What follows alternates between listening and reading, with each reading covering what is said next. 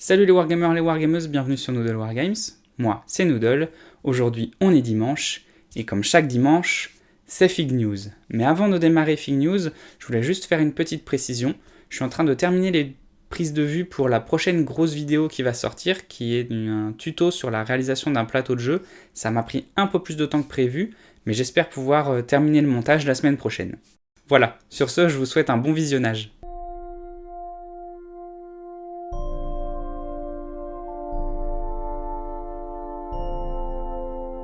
Alors nous revoici pour le numéro 7 de Fig News. Alors aujourd'hui ça va être assez rapide puisqu'il n'y a pas eu trop de nouveautés cette semaine, en tout cas qui m'intéressent moi particulièrement. Mais on va commencer tout de suite avec Wargames Atlantic qui propose cette semaine deux nouveautés. Pour le coup, Wargames Atlantic, c'est une marque que je n'ai jamais testée. Je sais qu'ils proposent des boîtes en plastique, en 28 mm. Et c'est plutôt, les gravures sont plutôt bonnes à chaque fois, donc je pense que je me laisserai tenter assez prochainement. Et cette semaine, la première sortie qu'ils proposent, ce sont des fusiliers britanniques. Des fusiliers britanniques pour les guerres napoléoniennes, précisément de 1796 à 1815, donc jusqu'à Waterloo en gros. Et c'est un kit qui permet d'assembler 32 soldats. Donc on voit que le kit permet plusieurs poses, il y a des soldats debout, des soldats à genoux, certains sont en train de recharger, d'autres en train de tirer, et visiblement il y en aurait même qui sont également en train de frapper avec la crosse en l'air. Donc c'est plutôt chouette. Il y a également de quoi former un officier, un musicien, donc c'est chouette, il y a un commandement possible. Pour moi la gravure elle est franchement bonne. C'est une boîte qui peut concurrencer, je pense, celle qu'on retrouve chez Perry ou chez Warlord facilement. Donc c'est plutôt une bonne chose. 32 figurines pour 30 €, parce que c'est le prix de la boîte, ça me paraît pas non plus excessif. On est à moins de 1 € la figurine, donc c'est franchement pas mal. Donc vraiment une belle surprise ce kit. Et puis le second, c'est un kit pour la Seconde Guerre mondiale cette fois, et c'est un kit de résistants français. Alors déjà, ça c'est chouette parce que la résistance, elle est très peu abordée dans les figurines, chez les gros, et encore moins en plastique. Je crois pas avoir déjà vu de figurines plastiques de résistants. Pour moi, c'est la première boîte que je vois qui propose ça. Et comme pour les fusiliers britanniques, c'est une boîte qui contient 32 figurines, donc 32 résistants en plastique, c'est quand même assez chouette pour le même tarif, donc moins de 1 € le résistant, c'est franchement chouette.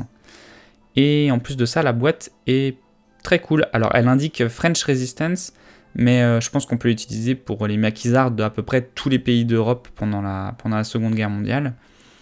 Les poses sont variées, les armes sont variées également. Mention spéciale pour le petit chapeau Fedora là qu'on voit, et puis pour les bérets. Voilà, c'est une boîte qui me paraît franchement bien mieux sculptée que le résistant de chez Warlord, qui sont assez grossiers je trouve. Donc là franchement pour 30 €, on aurait tort de se priver, donc je pense que j'achèterai cette boîte pour Bolt Action en fait, pour nos tables Bolt Action au club. J'ai une armée allemande en cours, et je pense que ça peut être pas mal d'opposer une force de résistance en face. En tout cas en complément d'une armée britannique ou d'une armée américaine par exemple. Donc franchement, belle surprise, cette boîte au top. Ensuite, la seconde news de la semaine, elle vient de chez Perry Miniature. Alors Perry Miniature, cette semaine, il propose des figurines pour les guerres napoléoniennes, et des figurines aussi pour la guerre de la Triple Alliance, en Amérique du Sud. Donc pour les guerres napoléoniennes, c'est une série de figurines de grenadiers prussiens 1806, avec un total de 8 nouvelles références. Donc vous avez l'habitude ici maintenant, hein, ce sont des figurines Perry, donc pas de surprise, ce sont des très belles figurines métal. Il y a diverses poses qui sont proposées, debout en attente, en ligne de feu, en marche, évidemment avec un commandement aussi. Voilà, donc pas grand chose à dire si ce n'est que ce sont de très belles figurines, et pour les amoureux des Prussiens des guerres napoléoniennes, vous pourrez vous faire plaisir avec ces superbes grenadiers. Ensuite, les nouvelles références, elles concernent, comme je disais, la guerre de la Triple Alliance. Donc ce sont deux obusiers de montagne brésiliens.